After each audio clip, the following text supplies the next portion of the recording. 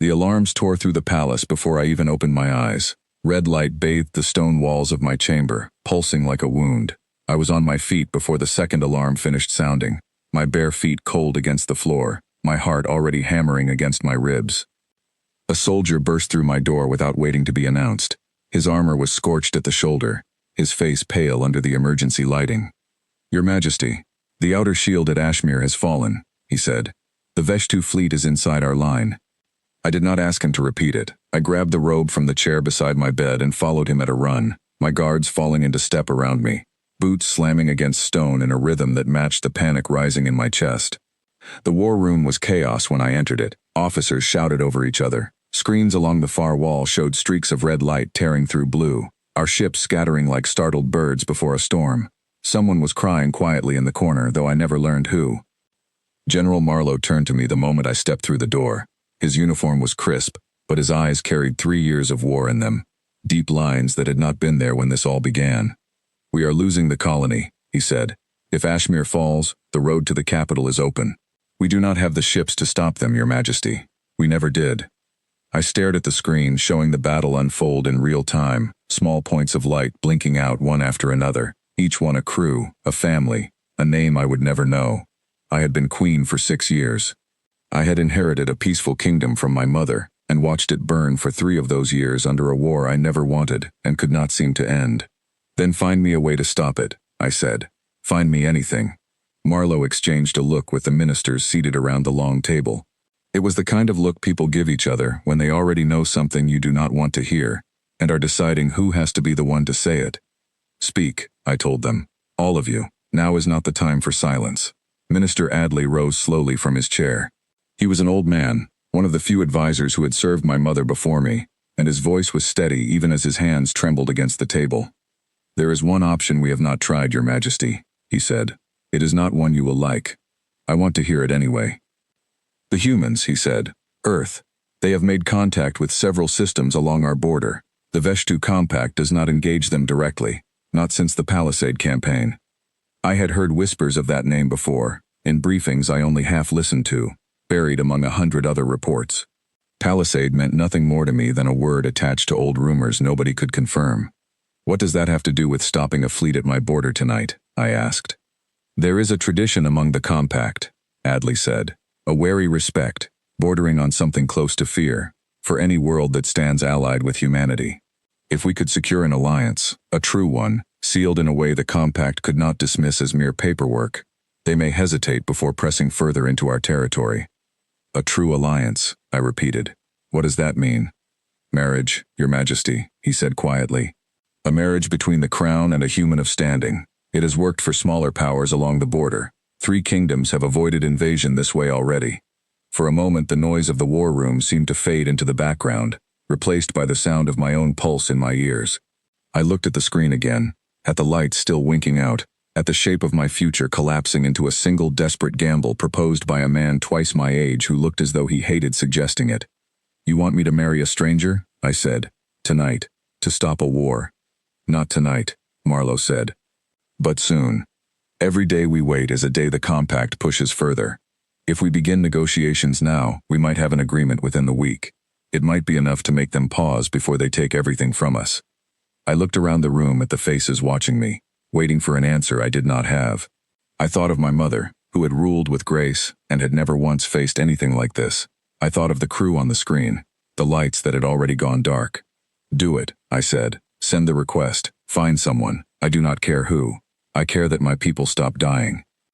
The decision felt small in the moment I made it, a single sentence thrown into a room full of noise. I did not know then that it would change everything I understood about the galaxy, about strength, and about the quiet ones who never announce what they are capable of. It took 4 days for a response to arrive. 4 days of watching the war creep closer, of sitting through briefings that grew grimmer by the hour, of signing casualty reports until the names blurred together into something I could no longer bear to read closely. On the 5th morning, my aide came to me with a message that had traveled further than any of us expected. "They have accepted, Your Majesty," she said. "A delegation is already on its way. They will arrive within the day." I remember feeling almost nothing when I heard it. Relief seemed too large a feeling for something that still felt unreal, and fear seemed pointless when there was nothing left to do but wait. I dressed in the ceremonial armor my mother had worn for state occasions, heavy and gold at the shoulders, and stood on the palace steps as 3 sleek shuttles descended through the morning clouds. They were unlike anything I had studied in our intelligence reports. No visible weapons, no escort ships, just 3 plain vessels moving with a quiet, unhurried confidence that felt strange for a delegation traveling into contested space during an active war. The ramp on the lead shuttle lowered with a soft hiss. I straightened my shoulders and prepared myself to greet whatever official Earth had chosen to send. Some hardened diplomat or decorated officer, someone who understood the weight of what he was walking into. Instead, a man stepped down the ramp with his hands in his coat pockets, looking around at my palace and my guards and my nervous ministers with an expression closer to mild curiosity than the caution I expected from someone entering enemy territory. He was plain in almost every way that mattered to my court. No medals, no rank markings I recognized. His coat was simple gray, slightly too big for him, as though he had grabbed it in a hurry. He carried a single small case and nothing else, and when his eyes finally landed on me, he offered a smile that seemed almost apologetic. "Hello," he said, his accent careful but clear in our language. "I am Ethan. I am sorry about all of this. I imagine this is not how either of us pictured our week going." Behind me, I heard Marlowe shift uncomfortably, and I understood why. This was the man meant to stop a war. This was the figure my ministers believed the entire Veshtu Compact would think twice about provoking. He looked like someone who had wandered in from an entirely different, gentler story. I studied him for a long moment, searching his face for whatever it was my advisors saw in the reports that convinced them this was worth the risk. I found nothing but tired eyes and an easy, unbothered patience, the kind of calm that seemed strange on a man walking into a palace surrounded by soldiers who did not trust him yet. "You are the one they sent," I said, "to stop the war." "I am the one who agreed to come," he said. "Whether I stop anything remains to be seen. I have learned not to promise outcomes I cannot guarantee, Your Majesty. Only effort." It was not the answer I expected. Every advisor, every diplomat, every officer I had ever met answered questions with confidence, whether or not they deserved it. This man answered with honesty instead, and something about that honesty unsettled me more than confidence would have. I led him inside without another word, my guards falling in around us, my ministers whispering among themselves as they trailed behind. I did not know, walking through those halls beside a stranger in a coat too big for him, that I was walking beside the very thing my enemies feared most in the galaxy.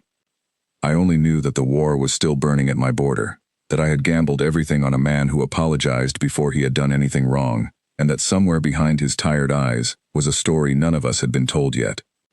That night, as I stood at my window watching the distant orange glow of a colony still smoldering along the horizon, I asked myself the only question that mattered. I asked myself what kind of man Earth would send to stop a war without bringing a single weapon through my door. I did not have an answer, not yet.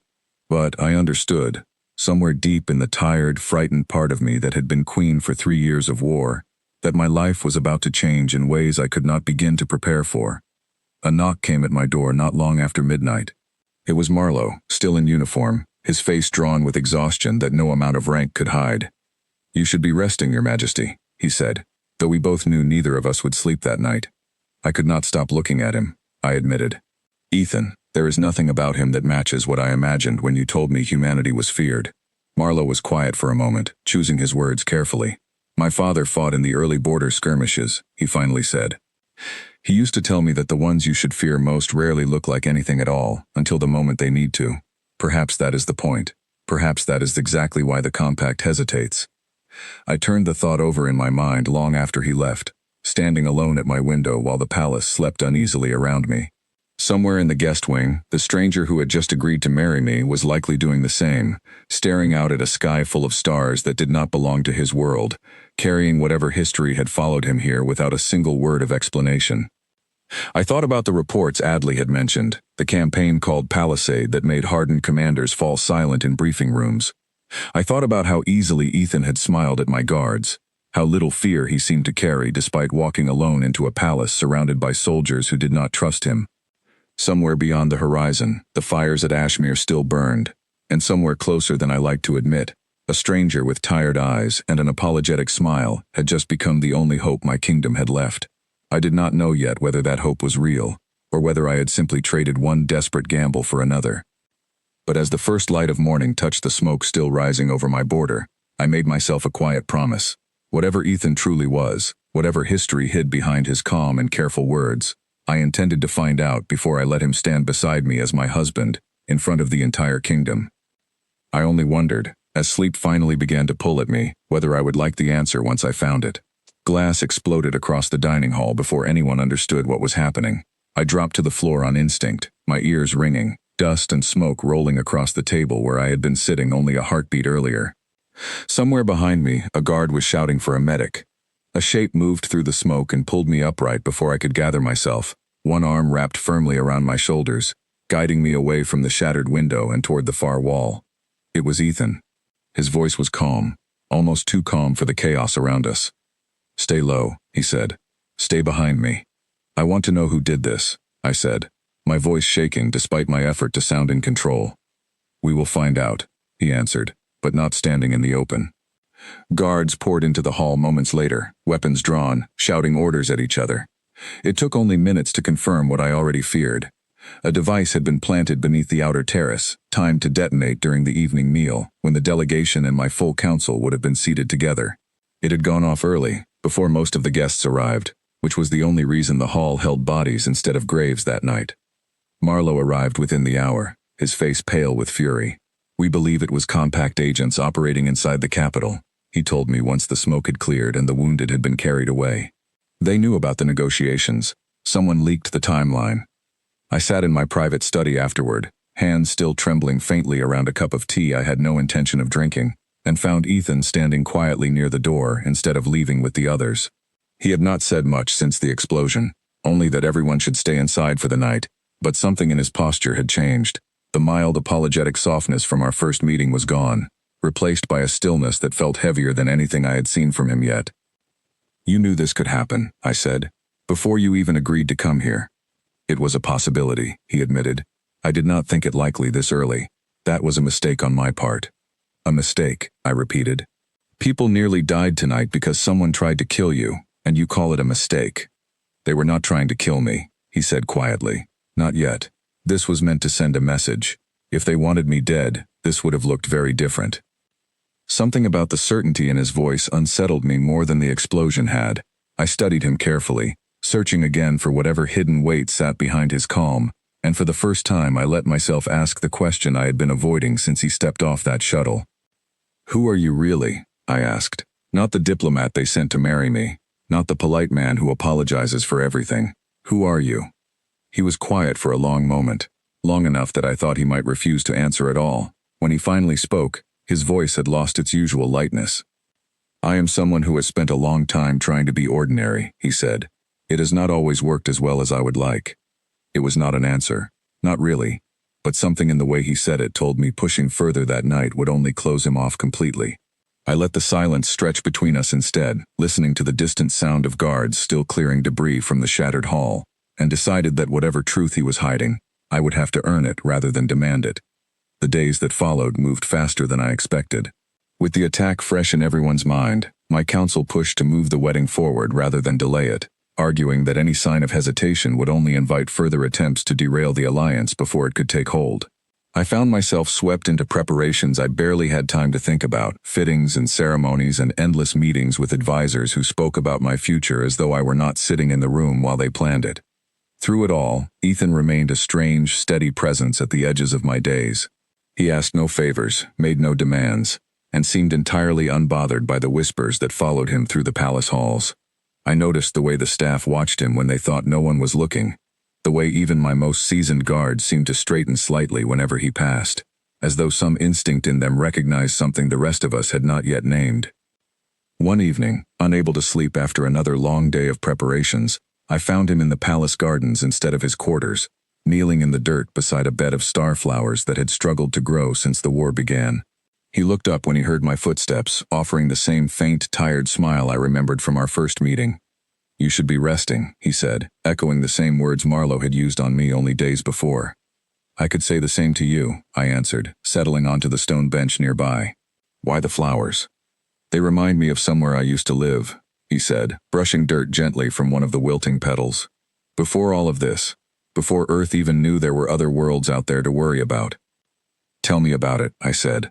"Not the war, not whatever they are calling you in secret reports. Just that. Where you lived. Before. For the first time since he had arrived, something in his expression softened into something almost peaceful. He told me about a small town near the coast, about narrow streets and a market square where his mother used to sell bread on weekend mornings, about summers spent fixing old machines with his father, in a workshop that smelled permanently of oil and metal. It was such an ordinary story, so far removed from legends and secret weapons and desperate wartime alliances, that for a moment I forgot entirely why he was sitting in my garden at all. "You loved it there," I said, once he had gone quiet again. "I did," he said. "I still do, in the parts of me that remember it clearly enough." There was something underneath those words I did not yet understand, a weight to the phrase that remember it clearly enough, as though clarity itself had become difficult for him somewhere along the way. I did not push. I simply sat beside him in the cool evening air, listening to the quiet sounds of the garden, and found myself, for the first time since his arrival, thinking of him as something closer to a person than a strategy. The morning after our conversation in the garden, I asked Adley to bring me every file our archives held on human conflicts, particularly anything connected to the name Palisade. He hesitated at first, glancing toward the door, as though worried someone might overhear the request, before finally agreeing to gather what he could. What he brought me that afternoon was disappointing in its thinness. Most of the files were second-hand accounts, passed along from trading partners who themselves had only heard rumors from other systems. Entire sections were redacted, blacked out by whoever had originally compiled the reports, leaving behind fragments that told me almost nothing. One line, however, caught my attention and refused to let go. It came from a Veshtu military assessment, written years before the war with my kingdom had even begun. Recommend extreme caution regarding any human-designated survivor of the Palisade engagement. Casualties among command staff who underestimated such individuals remain unusually high. Further engagement not advised without significant strategic justification. I read the line 3 times before setting the file down, my hands unsteady in a way that had nothing to do with fear of another attack. Whatever Ethan had been part of, whoever he truly was beneath the tired smiles and gentle patience, it was clear the compact itself had once considered it dangerous enough to warn its own commanders away from repeating whatever mistake had been made. I did not confront him with the file that day. Something told me the truth, when it finally came, needed to arrive on its own terms, rather than be dragged out of him during a moment neither of us had chosen. Instead, I kept the report locked away in my private study, a quiet reminder of the question still hanging unanswered between us. Not everyone in my court shared my patience. 2 days before the wedding, Lady Corwin, one of my mother's oldest advisors, requested a private audience and did not bother softening her concerns once the doors closed behind her. "Your Majesty, forgive my bluntness," she said, "but this entire arrangement troubles me deeply. We know nothing real about this man. We are binding the crown to a stranger based on rumors and redacted reports, hoping his mere presence will frighten away an enemy fleet. What happens if we are wrong?" "I understand your concern," I said carefully.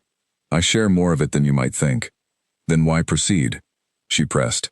"Why not seek another path, another ally, something less uncertain than a single man with no army behind him?" "Because every other path has already failed," I said, my patience thinning despite my effort to remain composed. "Because Ashmere is still smoldering, and my generals tell me the next colony to fall could be within striking distance of this very palace. I do not have the luxury of certainty, Lady Corwin. I only have the choice between this gamble and continuing to watch my people die while I wait for a better option that may never come." She studied me for a long moment, her expression softening slightly, though the worry never fully left her eyes. "I only hope, for all our sakes, that this gamble pays off as well as your ministers believe it will," she said quietly, before excusing herself from the room. Her words followed me long after she left, settling uncomfortably alongside the redacted file still locked away in my study. I found myself in the quiet hours before the wedding, watching Ethan more closely than before, searching every small gesture and offhand comment for some clue that might finally explain what exactly my kingdom had wagered its future upon. The wedding took place 3 days later, earlier than tradition demanded, under skies still faintly hazy from the smoke of a border colony not yet fully repaired. My court gathered in the great hall dressed in their finest, though I could see the uncertainty behind their careful expressions, the same question passing silently between them that I still could not answer myself. Who was this man, and would he truly be enough to hold back a war that had already taken so much from all of us? Ethan stood at the front of the hall in formal dress that did not quite fit him properly, glancing occasionally toward the doors as though still slightly amazed to find himself there. When I walked the aisle toward him, dressed in my mother's ceremonial gown, I found myself searching his face one last time for any hint of the danger my advisors insisted followed him. I found none, only that same tired patience, and beneath it, something that might have been quiet relief. The old priest recited the vows in a voice that trembled slightly with age, and Ethan repeated them carefully, mispronouncing several of the older words in a way that drew a few gentle smiles from the crowd despite the tension hanging over the hall.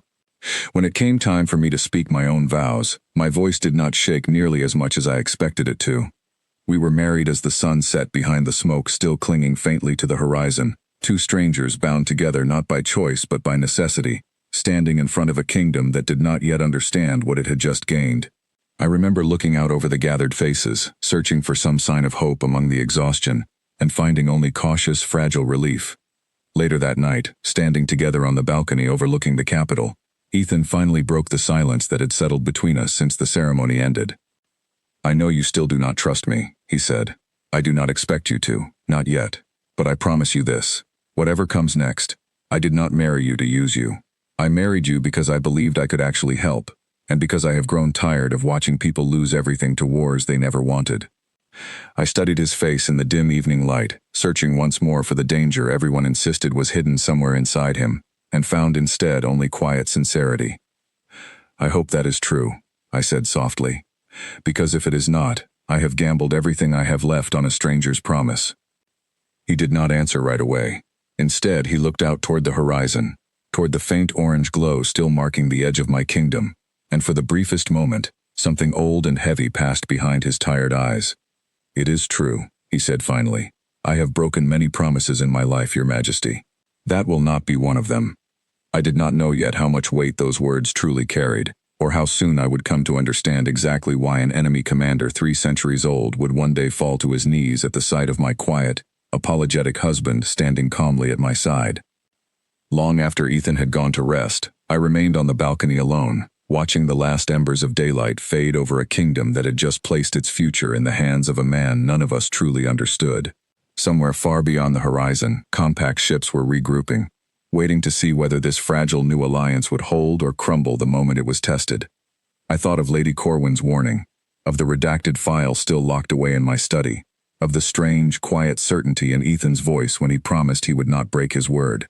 Every instinct I had told me there was far more to him than a gentle smile and a love of starflowers, and yet nothing in his manner suggested a man capable of the fear his own name seemed to inspire among hardened compact officers. I did not sleep easily that night. Somewhere between worry and cautious hope, I found myself hoping, more than I expected to, that whatever answer waited for me in the days ahead would prove the gamble worth its terrible price.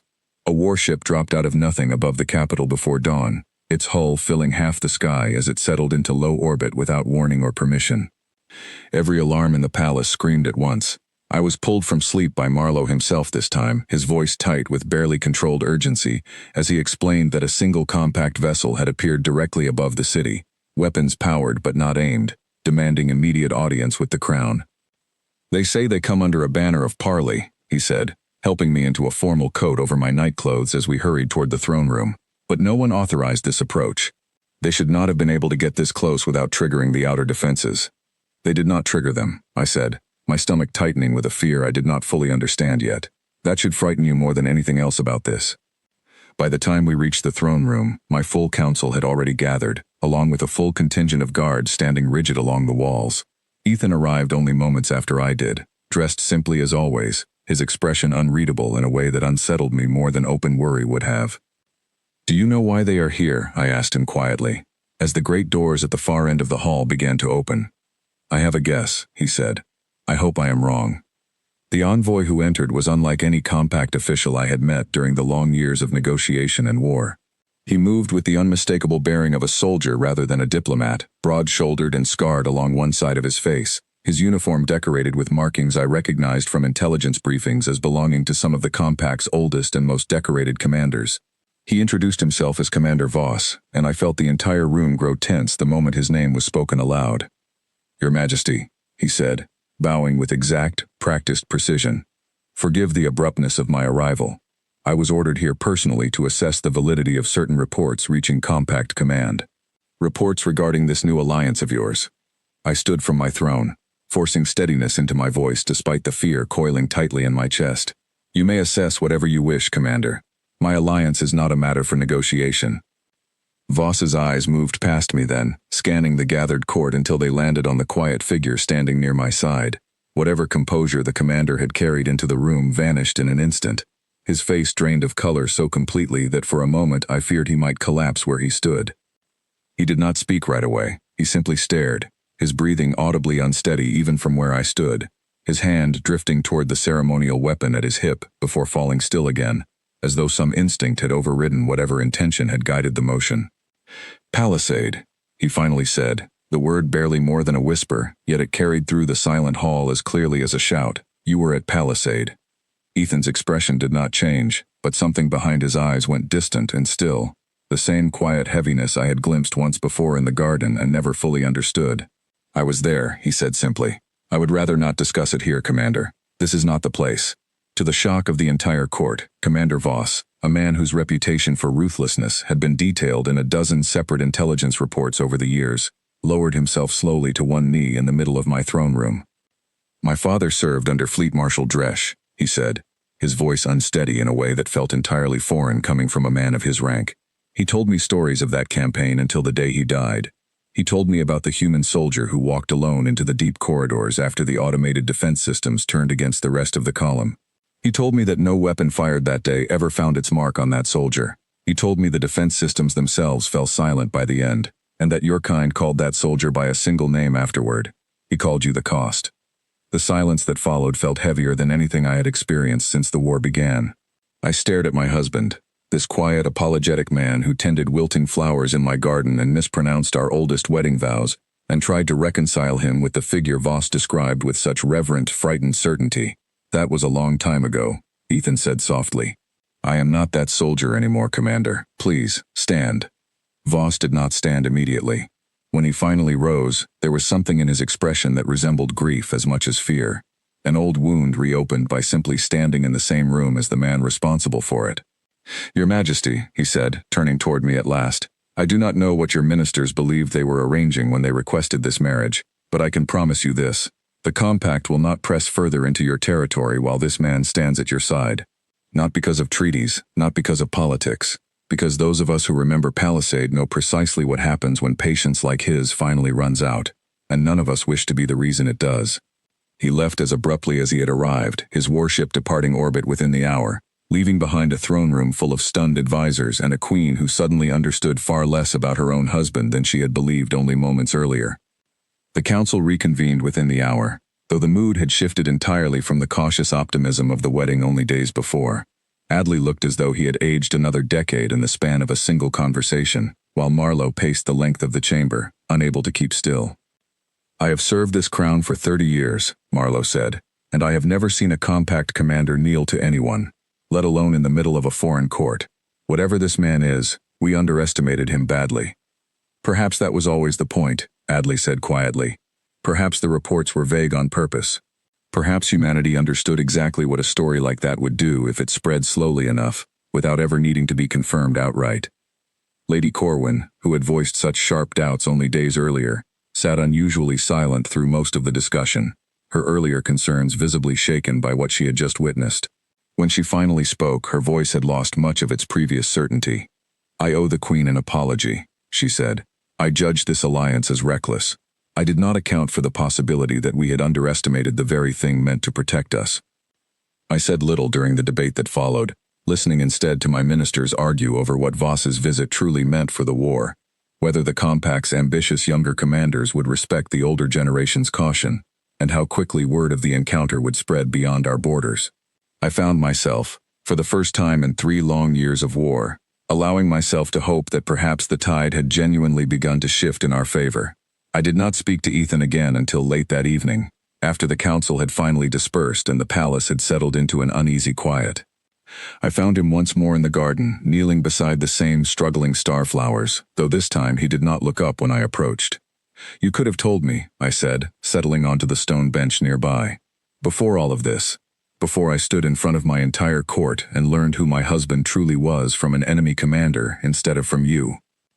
Would you have believed me? He asked quietly, if I had introduced myself as some kind of legend the moment I stepped off that shuttle. I have found, over the years, that stories like mine tend to create more distance than trust when spoken too soon. Want to understand, I said, not the rumors, not whatever the compact has turned you into in their reports. I want to hear it from you. He was quiet for a long while, his hands still resting in the dirt among the flowers, before he finally began to speak. Palisade was a colony world, he said, not unlike some of your own border settlements. Earth had only just begun making contact with the wider galaxy, and we did not yet understand how quickly some of our new neighbors would decide we were worth eliminating before we grew too strong to control. The compact struck without warning. My unit was stationed there as part of an early joint defense agreement, still finding our footing among species who had been fighting these kinds of wars for centuries longer than we had even known space travel existed. I listened without interrupting, watching the flickering lantern light play across his face as he spoke, the same tired weight from our first meeting settling over him once more, heavier now that I understood at least part of what caused it. We lost most of the column early, he continued. The automated defense systems the colony relied on were compromised before the attack even began, turned against us instead of the enemy forces approaching. I was the only one from my unit who made it through the lower corridors. I do not know exactly what happened down there. I have tried, over the years, not to remember it too clearly. I only know that by the time I reached the surface again, the fighting had stopped, and word had already spread faster than I could explain what actually occurred. And the name? I asked softly. The cost. That came from the survivors on the colony, he said. Not from me. I never asked for it. I have spent a long time since then trying very hard to be someone who does not need to be that soldier again. Most days I succeed. Some days, like today, I am reminded that certain things follow you no matter how far you travel, or how ordinary you try to become. I sat with him in silence for a long while after that, listening to the quiet sounds of the garden, understanding for the first time the true weight of what my ministers had gambled when they sent for a human of sufficient standing. They had not simply found me a political symbol to frighten away an invading fleet. They had, entirely by desperate accident, married their queen to a name whispered in fear across an entire military alliance, wrapped inside a man who spent his days trying to coax stubborn flowers back to life, instead of dwelling on whatever horror had earned him that reputation. I am sorry, I said finally, that you carry that people like Voss can only see the soldier instead of the man kneeling in my garden trying to save flowers that do not belong to his world. Ethan looked up at me then, something softer passing behind his tired eyes. Do you still hear from them? I asked. The others who survived Palisade with you? A few, he said. Fewer every year, though not always for the reasons you might expect. Some simply chose to disappear into ordinary lives afterward, the way I tried to. It is strange, carrying something like that. People expect you to either hide from it completely or wear it like an honor. Neither ever felt right to me. What did feel right? I asked. Small things, he said, glancing down at the flowers again. Gardens, quiet mornings, places where nobody expects anything of you beyond showing up. I did not come here chasing purpose, Your Majesty, whatever your ministers might have assumed when they requested someone of sufficient standing. I came because a woman I had never met was about to lose everything trying to protect people who were not even hers yet, in the way that mattered, and something about that reminded me of why any of us bothered fighting in the first place. I did not know what to say to that, so I said nothing at all, letting the quiet settle comfortably between us instead. It was strange, I realized, how easily silence had begun to feel natural in his company, when only days earlier every conversation between us had carried the careful distance of two strangers bound together by necessity rather than choice. Most people only ever see one or the other, he said. It is rare that anyone bothers looking for both. I am not most people, I said. Not anymore. Not after everything this alliance has already cost both of us. He studied me for a long moment, as though weighing something carefully before he finally spoke again. Then perhaps, he said quietly, this arrangement was not quite the desperate gamble your council believed it to be. Word of Commander Voss's visit spread through the capital within days, twisted and reshaped a dozen times over by rumor and gossip, until it barely resembled what had actually happened in my throne room. Some claimed the entire compact fleet had been ordered to retreat permanently. Others insisted Ethan had threatened to destroy an entire star system single-handedly if the compact dared advance further. Market vendors near the palace gates began referring to him in hushed, reverent tones whenever he walked past on his way to the gardens, and I noticed guards who had once eyed him with quiet suspicion now stood a little straighter whenever he entered a room, as though proximity to him alone offered some measure of protection. Children in the lower districts, Marlowe told me one afternoon with a faint, tired smile, had started inventing games where they pretended to be the human soldier who frightened away an entire fleet without lifting a weapon. It would almost be amusing, he added, if it were not built on something so heavy underneath. I did nothing to correct any of it. If fear of an exaggerated legend kept my people safer than the truth might, I found myself, for the first time since the war began, willing to let a little uncertainty work in our favor. But not everyone within the compact shared Commander Voss's caution, and not everyone old enough to remember Palisade still held the influence necessary to prevent younger, more ambitious officers from testing a legend they had only ever heard secondhand. I did not yet know it, standing in that garden beside my husband as the stars slowly emerged overhead, but the fragile peace we had bought ourselves that day was already being measured, weighed, and quietly challenged by someone within the compact who believed old stories were nothing more than convenient excuses for cowardice. Later that week, Marlowe brought word that compact communication traffic near our border had grown unusually active, though nothing had yet crossed into open hostility. He suspected internal disagreement within their command structure, older officers urging restraint while a newer, more ambitious faction argued the retreat at my capital had been an overreaction to little more than folklore. I listened carefully, feeling the fragile peace we had gained settle a little less comfortably over me than it had only days before. I found Ethan again that night on the same balcony where we had stood together after our wedding, watching the same distant glow along the horizon that never seemed to fully fade no matter how many quiet victories we won. "You already know, do you not?" I said, joining him at the railing. "That this is not over, that Voss's retreat was never going to be the end of it. Nothing like this is ever truly over," he said quietly. "Not the way anyone wants it to be. Old fear buys time. It rarely buys peace on its own. Someone will always come along eventually who thinks the old fear no longer applies to them." "And when they do," I asked, "what happens then?" He did not answer right away, his eyes still fixed on the horizon, and for a moment I saw again the same distant heaviness that had settled over him in my throne room when Voss first spoke the name Palisade aloud. "Then I hope, more than anything," he finally said, "that I am given a reason not to prove them wrong the hard way." I did not fully understand what he meant that night, standing beside him in the cool evening air, with the fragile peace of my kingdom balanced precariously on a story half the galaxy still refused to believe. I only knew, watching the quiet, careful weight behind his eyes, that whatever tested him next would not be a rumor he could simply let spread on its own. That challenge would arrive sooner than either of us expected, and it would test exactly how far my husband's patience truly extended before the soldier the survivors of Palisade once feared was finally forced to return. Every screen in the war room turned red at once, and this time the shape moving toward our border was not a single ship come to talk. Marlowe read the numbers aloud in a voice stripped of all its usual composure, and each one landed like a blow. "A full strike fleet," he said. "Confirmed compact signatures. They have crossed into the buffer zone near Ashmere and are advancing at combat speed. This is not a patrol, Your Majesty. This is an invasion." I stared at the tactical display, at the swarm of red markers pressing steadily toward the same border that had nearly fallen weeks earlier, and felt the fragile peace we had built collapse in an instant. "Who authorized this?" I demanded. Voss promised the compact would not press further.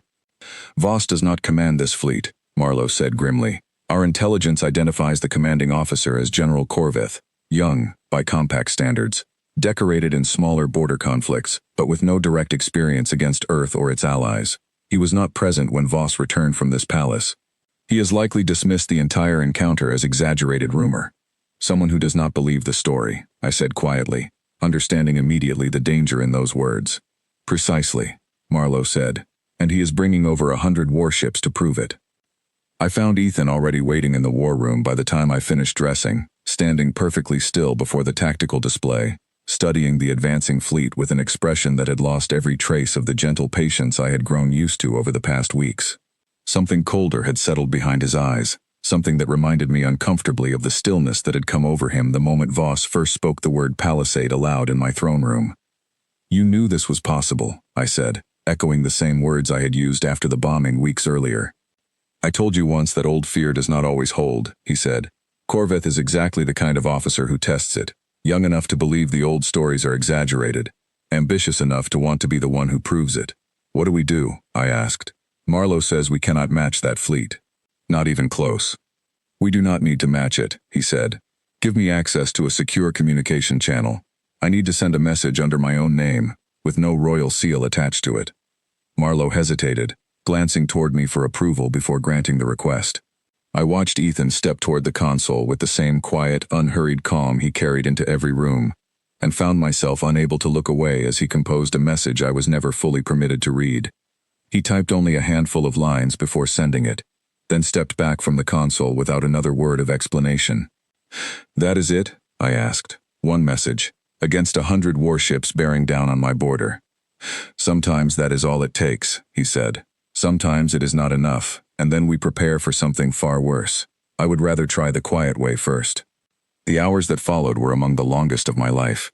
The fleet continued its advance, steady and unhesitating, while my generals scrambled to reposition what defenses we had left along the Ashmere line, knowing full well how badly outmatched we remained.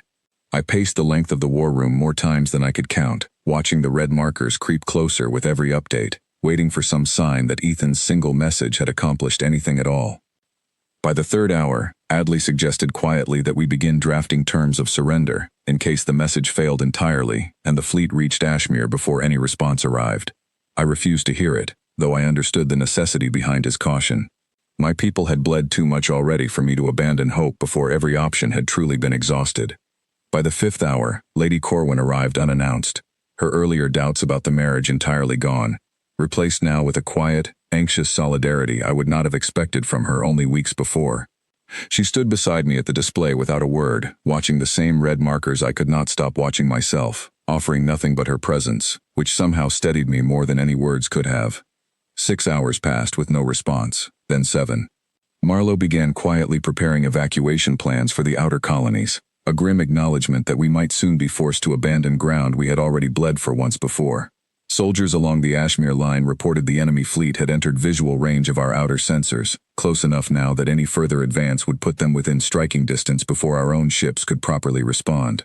I caught Ethan watching the display with an intensity that unsettled me, his jaw tight, his hands clasped behind his back in a posture I had never seen him hold before, and for the first time since his arrival, I found myself genuinely afraid of what might happen if his message had failed. "I do not like this waiting," I admitted quietly, standing beside him as the 7th hour bled into the 8th. "I would rather face the fleet myself than stand here doing nothing." "Waiting is doing something," he said, though his voice carried none of its usual lightness. "It is simply the hardest kind of something there is."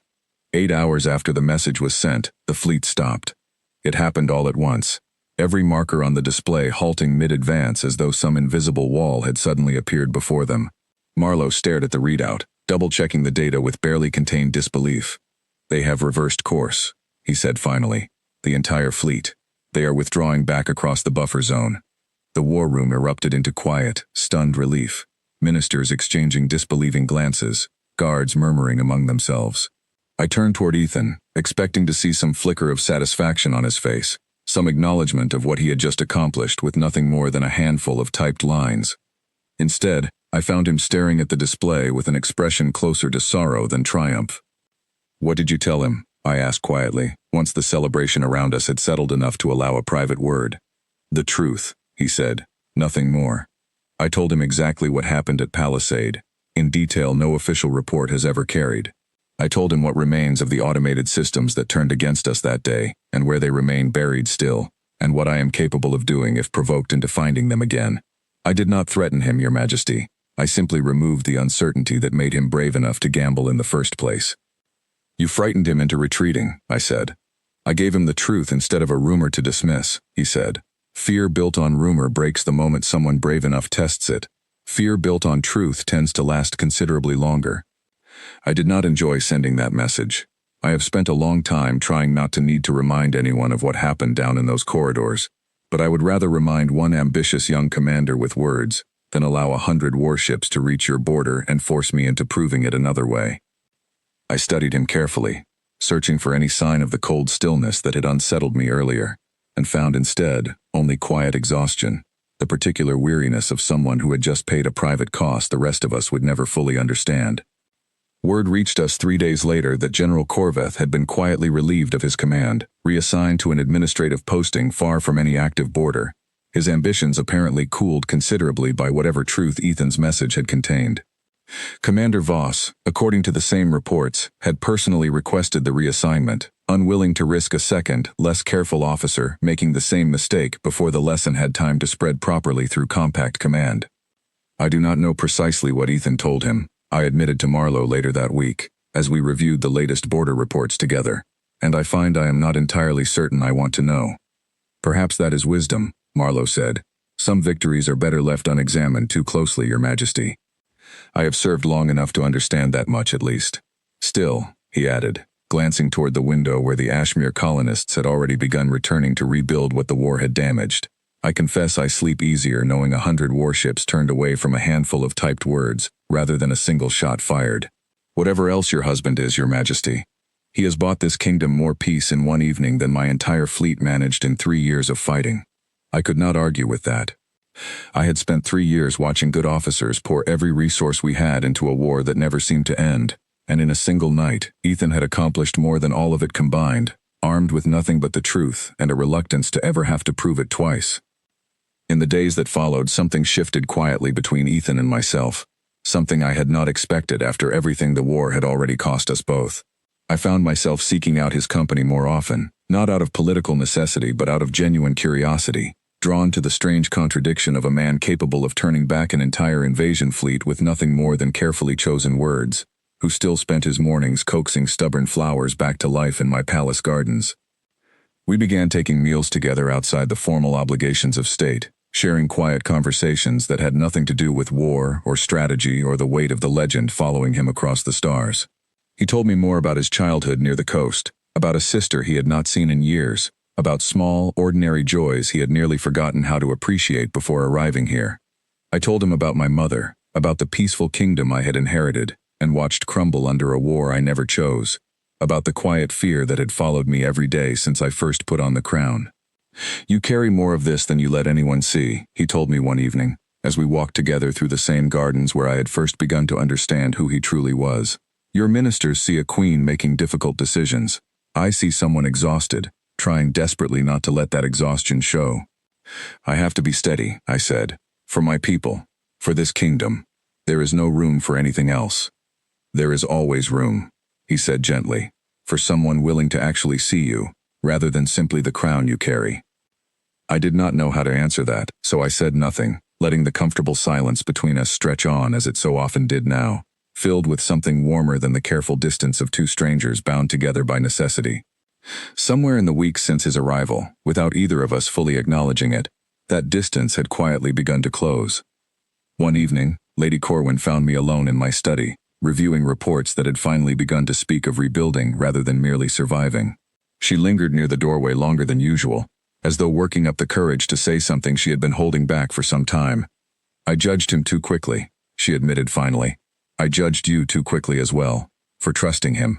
I have watched him these past weeks, Your Majesty, tending your gardens, sitting quietly with the wounded soldiers from Ashmere, asking after the kitchen staff by name. Whatever legend the compact fears, I no longer believe it is the whole of who he is. I believe you may have found something rarer than an alliance in him. I did not know what to say to that either, though her words settled warmly alongside everything else I had slowly begun to understand about the quiet, careful man who had walked off that shuttle, apologizing for the inconvenience of his own arrival. I thanked her simply, and she left without pressing further, leaving me alone with reports that, for the first time in months, did not fill me with dread.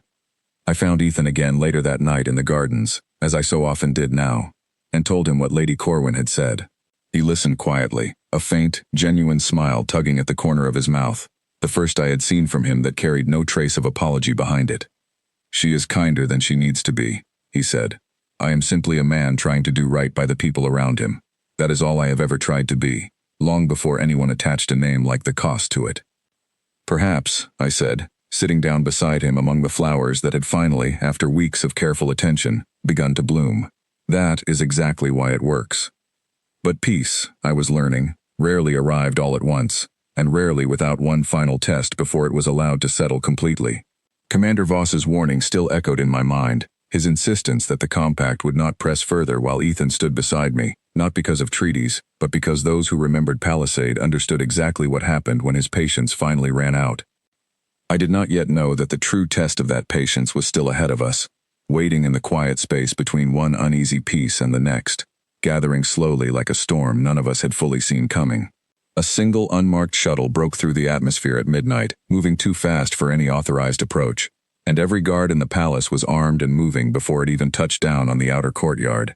I ran from my chambers still half-dressed, my heart pounding with the memory of the bombing weeks earlier, certain we were about to face another attack disguised as diplomacy. Marlowe met me halfway down the corridor, his weapon drawn, his voice tense. "It is not compact, Your Majesty," he said. "The signal identifies it as an Earth vessel, unscheduled, no prior contact." Guards lined the courtyard in tense formation, weapons raised toward the settling shuttle, waiting for some signal from Marlowe before anyone dared approach. I remember thinking, in that suspended moment before the ramp fully lowered, how strange it was that peace could feel just as fragile as war, how quickly relief could curdle back into fear at the first unexpected sound in the night.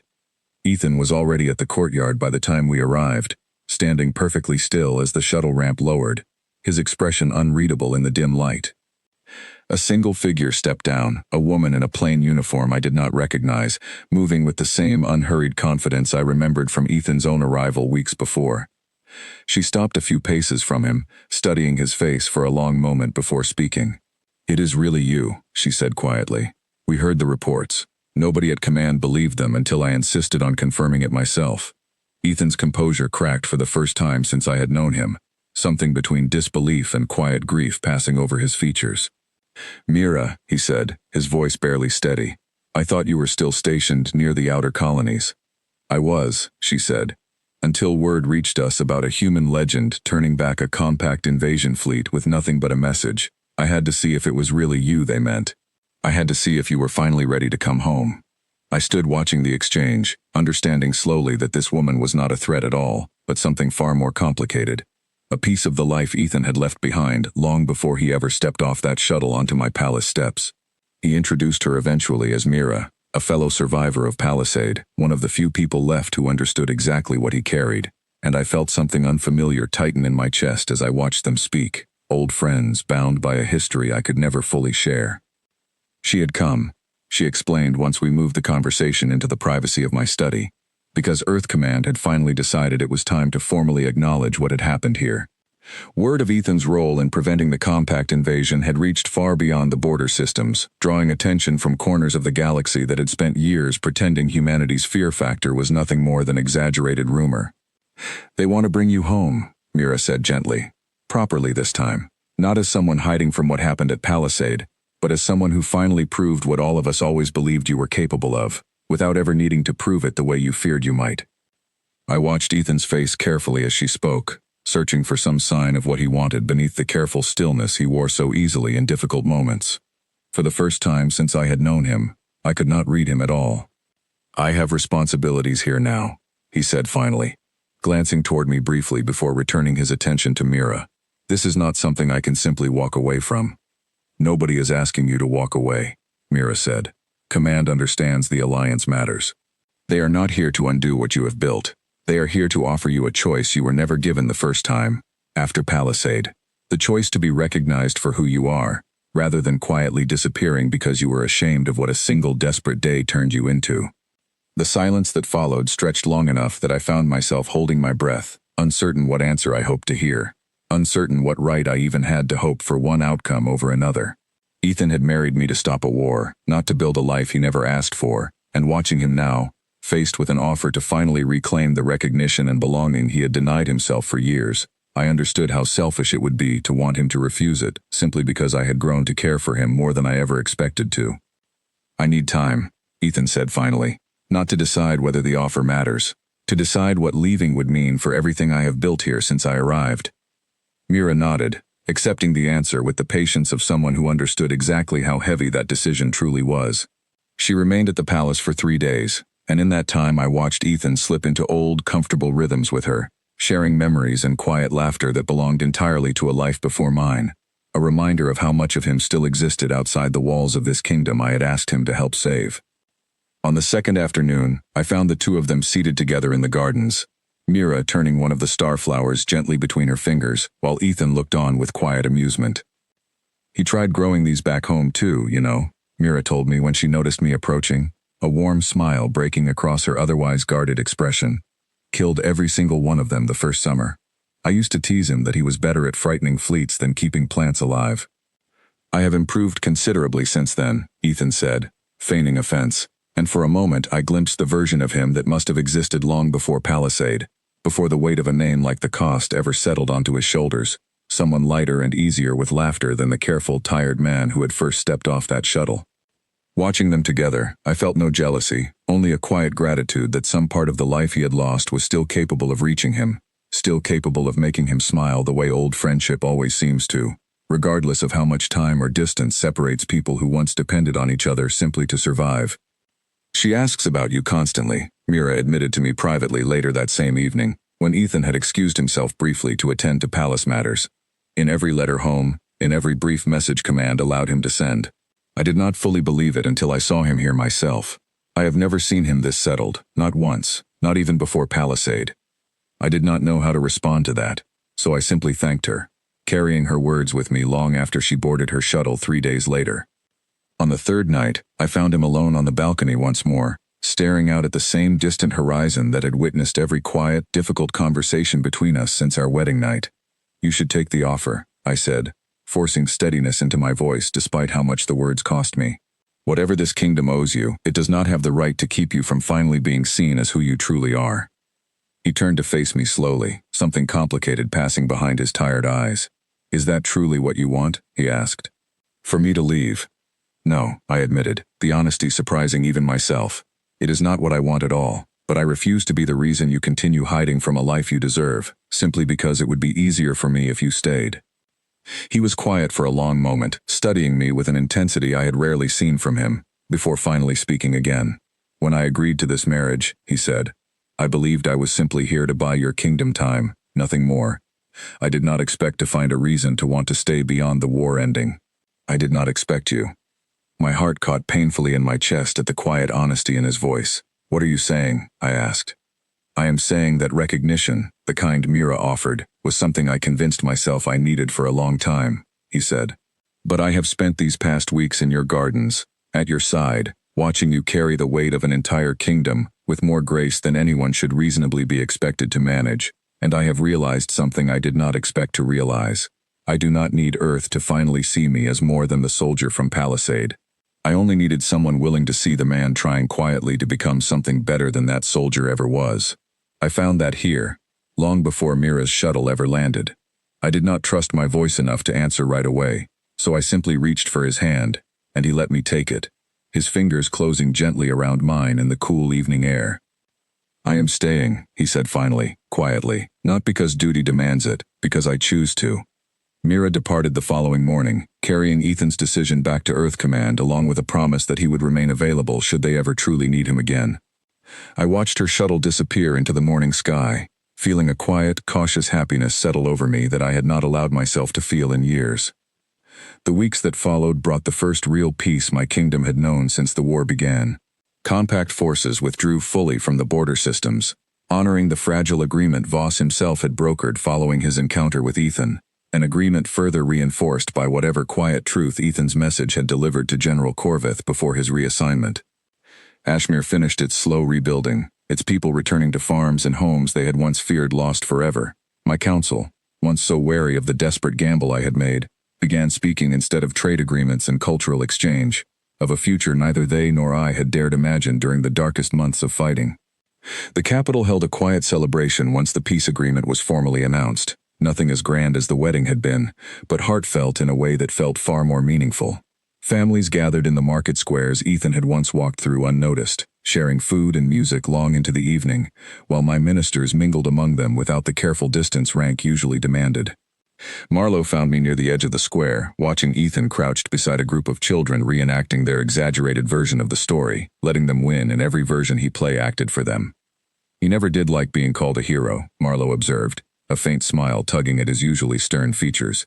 Yet here he is, indulging children who insist on calling him exactly that. Perhaps that is precisely why they should, I said. Because he never asked for the title, only for the chance to help. Adley approached shortly after, his old hands folded respectfully in front of him, his expression softer than I had seen it in years. I served your mother for 2 decades, Your Majesty, he said. I watched her build a peaceful reign through patience and careful diplomacy. I did not think I would live to see her daughter rebuild something even stronger from the ashes of a war none of us wanted. Whatever gamble we placed on you that first desperate night, I am grateful beyond words that it led us here." Lady Corwin joined us not long after, raising a quiet toast among the small gathering of advisors who had once doubted the entire arrangement so thoroughly. "To unexpected legends," she said, "and to queens brave enough to trust them."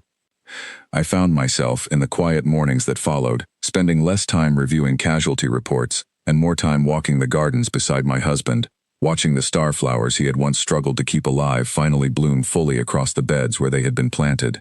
He remained, as always, unassuming in most ways that mattered to the wider galaxy, still preferring simple coats to formal robes, still mispronouncing certain older phrases in our language despite months of practice, still apologizing out of habit whenever he felt he had taken up too much of someone's time.